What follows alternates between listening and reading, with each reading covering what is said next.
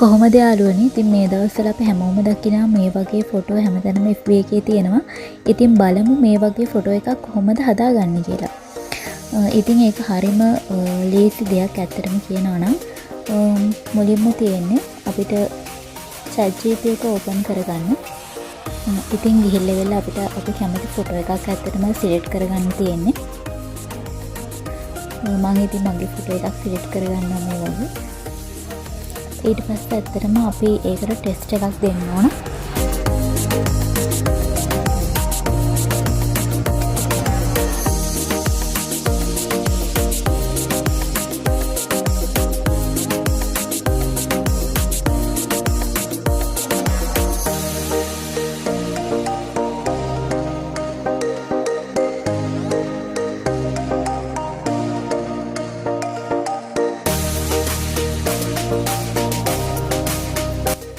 Text එක දුන්නට පස්සේ ඇත්තටම එයා මේ වගේ ඒ ෆොටෝ එක ක්‍රියේට් කරගන්න පොඩි කාලයක් ගන්න. ඇත්තටම විනාඩි 3-4ක් විතර යනවා. ඇත්තටම මම මේක මේ එඩිට් කරලා හදලා තියෙන්නේ.